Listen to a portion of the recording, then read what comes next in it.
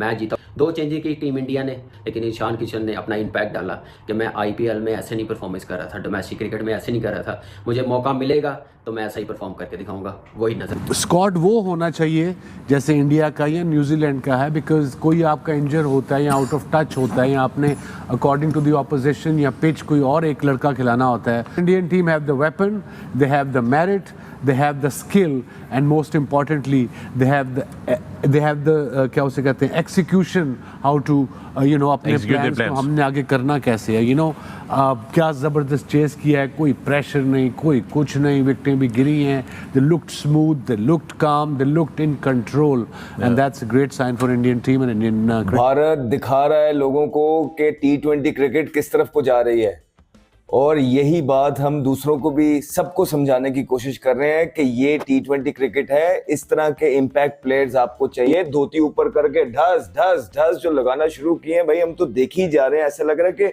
Highlights देख रहे हैं आज सुबह से। और ये है T20 क्रिकेट। यहाँ पे जो है ना, ये मॉडर्न जनरेशन जो है क्रिकेट इस तरफ को लेके जा रही है T20 की। लोग कई बैठे हुए अभी भी यही पूछ रहे होते हैं कि भाई ये इंटेंट क्या होता है, ये मॉडर्न डे क्रिकेट क्या होती है। उनको बताना ये था कि ये होती है मॉडर्न डे क्रिकेट, जिसकी बैठ के हम बात करते हैं कि यहाँ जा रही है दुनिया। ये टीम का माइंडसेट है, ये एक कंट्री का माइंडसेट है।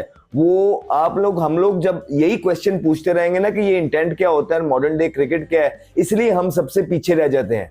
तो जो कोई बता रहा होता है उसकी समझ तो आनी किसी को नहीं होती है, लेकिन चलो दुनिया आपको कर करके दिखा आ गया। और भाई और ये उससे भी डेंजरस है। उसे 2 आदमी आगे कहते हैं ना, बाप से बच्चा आगे निकल जाता है, तो ये आप कह लें कि बच्चा नया आया और आगे निकल गया। और जिस तरह आज न्यूजीलैंड के बॉलर के घुटनों के तक उनको रगड़वाया, उनको कहा कि आप भीख मांगो, हम आपको माफ नहीं करेंगे। आपने भाई ओडीआई में हमको हराया, हमारे ग्राउंड में आके हराया, अब हम आपको 5 के 5, आगे मैं कहता था कि 1 मैच देंगे, लेकिन मुझे ये लगता है अब ठोकना है, 5 के 5 मैच में ठोकना, और इस तरह ठोकना है कि न्यूजीलैंड रोता रहेगा कि भाई हमसे गलती होगी, ओडीआई सीरीज में गलती हुई, उसका हमें जो बदला भरना पड़ा T20 सीरीज में। जिस तरह आज उसने, मैं कहूंगा कि ठीक हो गया, उसके बैट से रन आ गए, इसका मतलब है कि फॉर्म वापस आ चुकी है। जब आप बात करते हैं ग्रेट बल्लेबाज की, ग्रेट बॉलर्स की, ग्रेट स्पिनर्स की, या किसी बहुत अच्छे एथलेटिक फील्डिंग एफर्ट की, तो अब मॉडर्न डे क्रिकेट में हमारी जो सब कॉन्टिनेंट जिसे हम कहते हैं अपना एशिया, हमारे एशिया से यकीनी तौर पे क्रिकेट में टीम इंडिया ने अपना वो मैयार और वो मकाम बना लिया। यार इंडिया के पास जो क्रिकेट है ना, उसमें मैच विनिंग कॉम्बिनेशन है उनके पास। उनके पास वर्ल्ड क्लास नहीं है, आप समझ नहीं रहे बात। वहाँ झूठ बोलने वाले कोई दुकान नहीं है। हाँ, झूठ बोलने वालों की दुकान नहीं है वहाँ पर। और वहाँ पर अकाउंटेबल होता है खिलाड़ी, इसलिए फटी पड़ी रहती है खिलाड़ी की कि भैया परफॉर्म करना है। देख नहीं रहे तुम इन लोगों को किस तरह से परफॉर्म कर रहे हैं, एक के पीछे एक लगा हुआ है। ये आपस में ही लड़ रहे हैं एक दूसरे से कि मैं अगर फेल हुआ तो नीचे मुझसे ज्यादा बेहतर बैठा भैया उसको मौका लग जाएगा। तो वहाँ कंपटीशन जो है ना, गेम का कंपटीशन है भाई।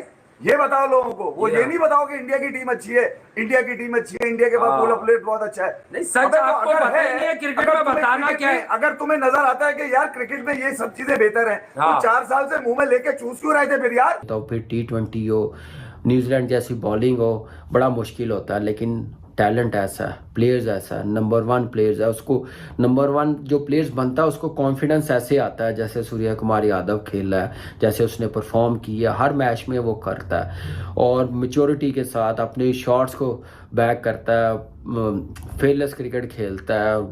सबसे बड़ी जो चीज़ है, बड़ा दिल है उसका। कोई भी शॉट्स आप रिवर्स में भी मारना फास्ट बॉलर्स को इतना इजी नहीं होता। मेरे ख्याल से वो सारी चीजें इस प्लेयर्स के पास है, इसलिए number 1 chase under the lights, under the due, और चेजिंग सिनेरियो भी यहाँ ज़हन में है।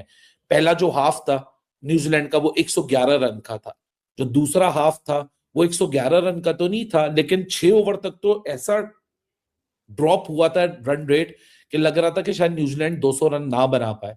लेकिन नीचे से मिस स्टैटनर ने आके हर्षित राणा का वह 1 ओवर जहां से पूरा मोमेंटम दोबारा फ्लिप हो गया, न्यूजीलैंड 208 रन पे पहुंचा। एब्सोल्यूट बैटिंग कंडीशंस हैं, स्लोअर बॉल फंस रहा है, स्पिनर को हल्का फुल्का ग्रिप और टर्न मिल रहा है, लेकिन अकलमंदी से बॉलिंग करेंगे क्योंकि बॉल काफी ज्यादा गीला हो रहा है, स्लिपरी कंडीशंस है, ग्राउंड फील्डिंग भी मुश्किल है और साथ में बॉल को ग्रिप करना भी मुश्किल है, क्योंकि इंडिया ने तो पहले फेज में बॉलिंग कर दी। अब अगली फेज के अंदर बहुत ज्यादा बॉल मजीद और गीला होगा, क्योंकि जितना रात बढ़ती है उतना ड्यू का फैक्टर इंक्रीज होता है.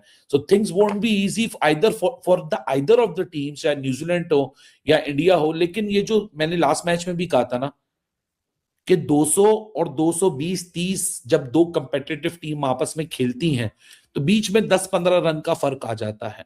इंडिया एक ऐसी पोजीशन में था जहां 190-95 के ऊपर इनको रोक सकता था इस विकेट के ऊपर. हालांकि एक एब्सोल्यूट बैटिंग सरफेस है. रायपुर के अंदर एक ही T20 इंटरनेशनल बैक इन 2023 हुआ था, इंडिया वर्सेस ऑस्ट्रेलिया. उसमें भी रिंकू सिंह ने 40 ऑड रन मारे थे, कोई 150 156 157 के स्ट्राइक रेट से 40 और 44 थे या 46 थे. इंडिया वो गेम जीता था बैट फर्स्ट करते हुए. 174 इंडिया ने बनाए थे.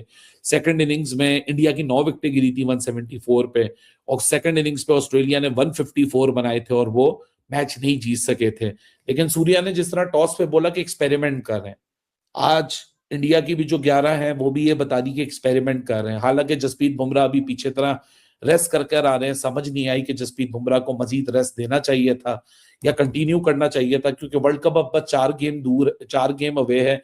वैसे बुमराह एक ऐसा बॉलर है जिसको रिदम में आने की कोई गारंटी नहीं चाहिए, वो हर दफा ही रिदम में होता है. और जब आप उसके तरफ बॉल फेंको, स्पेशली वर्ल्ड कप जैसे मुकाबलों में, हमने पिछले कुछ वर्ल्ड कप के मुकाबले देख ही लिए हैं, आईसीसी इवेंट्स के मुकाबले देख ही लिए हैं. 2023 का वर्ल्ड कप, 2024 के बुमराह की क्या प्रेजेंस रहती है इंडियन टीम में. लेकिन कुलदीप यादव को आज मौका मिला. कुलदीप ने आज एक बहुत बड़ा विकेट लिया, क्योंकि वहां से मैं समझता हूं कि काफी मोमेंटम रुका, क्योंकि जिस किस्म की रचन रविंद्रा बैटिंग कर रहा था वे विद द शो. लेकिन मजेदार बात हुई मिस स्टैटनर की के जिस तरह 26 बॉलों में 44 रन मारे थे रचन रविंद्रा ने, एज अ सरप्राइज 27 बॉलों में 47 रन मिस स्टैटनर नीचे मार गया. लेकिन क्योंकि एक एक्सपेरिमेंट फेस है, बुमराह नहीं खेल रहा, कुलदीप को आज डाला है. वो 90-10वें ओवर के अंदर अभिषेक को लेकर आना, बिकॉज वो राइट हैंडर्स को बॉल बाहर निकालता है, क्योंकि डैरल मिचेल उस वक्त नया क्रीज के ऊपर